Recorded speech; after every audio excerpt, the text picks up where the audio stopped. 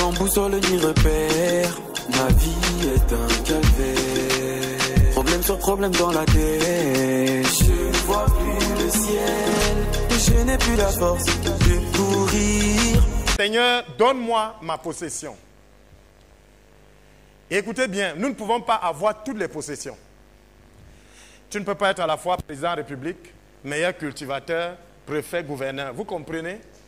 Il y a quelque chose que chacun a envie de Dieu. Amen. Et le parcours pour arriver à cette chose-là est jonché de bénédictions. Donc, Seigneur, donne-moi ma possession. Bien-aimés, vous ne pouvez pas aller dans le camp de l'ennemi parce que ça vous appartient. Hein? Vous ne pouvez pas aller dans le camp de l'ennemi parce que tout sur terre appartient à Dieu. C'est pour vous. C'est lui qui est venu. Chassez-le. C'est pour ça qu'on le chasse. Vous ne pouvez pas aller chez quelqu'un le chasser, non. C'est celui qui vient sur vous que vous chassez. C'est vraiment de chasser les esprits. Je parle aux gens. Vous pouvez venir faire la guerre chez les gens, vous les énervez même encore. Ils sont là placés, ils vous disent que bon, prenez alors. Vous allez faire comment? Amen. Vous venez vous trouver une rivière. Vous trouvez dans un village, il y a une rivière riche en poissons. Et les gens connaissent pêcher. Vous venez, vous les soumettez tous. Quelqu'un dit que moi, je ne pêche donc plus. Je te donne mes armes. Enroule mon sol. Mais je veux voir comment tu vas pêcher le poisson. Donc c'est d'une chose conquérir un endroit et c'est d'une chose entrer en possession des biens de cet endroit. C'est ça avec les chrétiens. On a tellement de bénédictions que si vous ne prenez pas, l'ennemi prend. Vous devez le soumettre dans un domaine. Si vous ne soumettez pas Satan dans le domaine de la maladie, il va vous attaquer avec la maladie. La maladie, la guérison vous appartient. Mais si vous le soumettez là-bas, il va prendre. C'est pour ça qu'il va te chasser pour aller voir le docteur. C'est pour ça qu'il va te chasser pour aller voir un marabout. Il te chasse de ton territoire. C'est conquis par Jésus, mais il faut soumettre. Comment entrer en possession de quelque chose qui a été conquis? Comment nous, chrétiens, aujourd'hui, nous pouvons entrer en possession? Prenons Josué chapitre 13, verset 6. Les Israélites sont déjà installés, mais on a déjà repris. Quand vous allez lire, je vous exhorte à lire Josué. Les Philistins, tout ce monde ont déjà repris. Dieu dit donc, je les chasserai. C'est moi. Le combat n'est plus pour toi. Je les chasserai. Ce que toi tu dois faire, il a dit quoi? Donne-leur seulement cela, en tirant au sort. C'est-à-dire si Josué te disait que toi, c'est un Kouaban, c'était tout. Tu allais les chasser pour toi en Kouaban. Mais toi, qu'est-ce que tu fais? Vas-y. Donne seulement ce pays en héritage. Oh, la Bible dit quoi? Je vous ai béni de tout genre de bénédictions dans les lieux célestes. On ne demande même plus à Dieu de nous bénir. C'est déjà fait. Maintenant, qu'est-ce que nous devons faire? C'est prendre. Maintenant, ta façon de manifester, ça dépend de toi. Ouh, j'ai un Kouabango. Là, c'est la manifestation. Il n'y a pas quelque chose que tu dois faire. Il n'y a pas un drapeau que tu vas prendre pour aller en Kouaban. Il y a encore les ennemis en Kouaban. Mais Dieu dit, je combattrai pour toi. Donc, nous avons déjà l'héritage étant né de nouveau. Nous sommes héritiers. Et l'héritier prend. On lui dit que ton terrain est là-bas, je prends, c'est tout. On l'informe, c'est tout. Vous connaissez la vérité et la vérité vous affranchira. Ton héritage, il n'est pas bon que l'homme soit seul. Le mariage, c'est ton héritage. Il n'est pas bon que ceci, il n'est pas bon que tu sois malade. C'est ton héritage. Maintenant, il y a quelque chose où il faut arrêter le temps.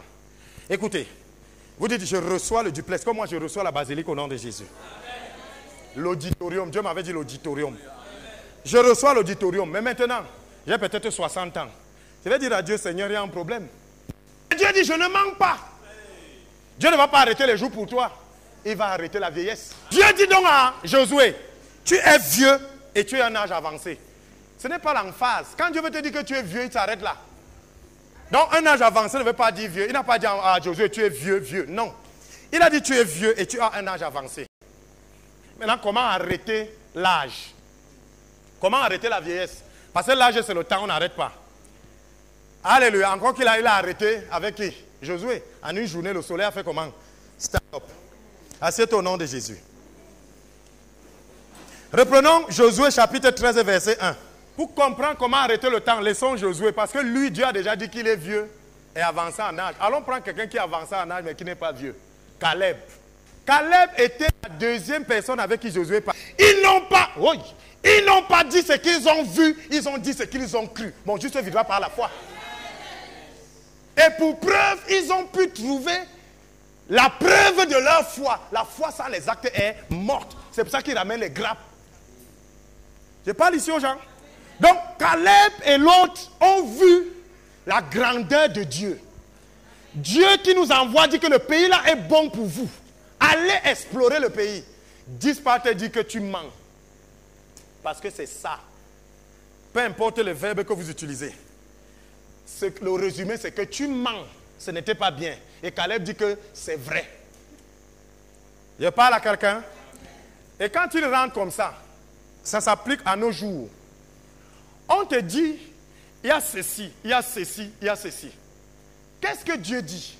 Tu as le choix entre regarder sous l'angle de Dieu, la fenêtre que Dieu a dit. Donc vous pouvez regarder le monde sous la fenêtre de Dieu. Sous la fenêtre de Dieu. Vous pouvez regarder le monde, tandis que d'autres, qui sont la grande majorité, regardent au travers des yeux. Voilà les Caleb et voilà les 10 autres. Et Dieu a dit quoi? Qu'il vous soit fait selon ce que vous avez dit. D'autres ont décrit les géants, d'autres ont décrit ceci, ils sont morts. Mais Caleb et Josué ont été les seuls qui sont entrés. C'est pour ça que quand quelqu'un me dit, je vais d'abord voir ce que Dieu va faire pour toi, il vient de déclarer qu'il ne verra jamais.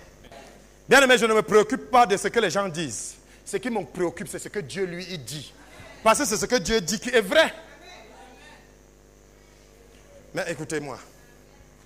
S'il faut même porter les lunettes pour voir, les gens ont les lunettes, d'autres n'ont pas. Si déjà pour voir quelque chose, d'autres portent, d'autres ne portent pas, ça veut dire qu'il y a un problème. Mes lunettes, c'est la foi. Moi, je regarde au travers de la foi. Gloire à Jésus. Maintenant, allons trouver le secret de Caleb. Allons trouver pourquoi est-ce que Caleb n'a pas vieilli. Mais son âge était avancé, mais il n'a pas vieilli.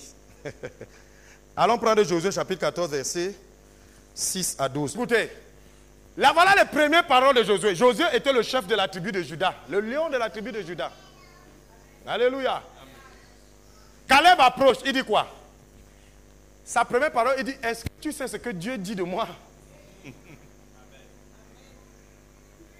Est-ce que tu sais ce que Dieu a dit de moi? Ils sont déjà où? En terre promise. Caleb avait 85 ans. Vous me suivez? Allez lire. Il avait 85 ans. Il était avancé en âge, non? Ah, suivez bien cette parole. Il vient, il dit, est-ce que tu sais ce que Dieu a dit de moi? Ah, pas ce que je suis. Ce que Dieu a dit de moi. Bien aimé, Dieu a toujours quelque chose à dire dans toutes ces circonstances de la vie. C'est ce que Dieu dit qui est important et non ce que tu vois. Vous savez qu'il y a les faux prophètes ici, que quand lui te parle, c'est que j'ai seulement vu le serpent. Convenons que machin, vous donnez seulement les noms des démons. C'est quoi ça? C'est ce que Dieu vous a envoyé venir dire à son peuple. Faites le rapport selon la droiture. Et tu t'es éloigné. Hier, je veux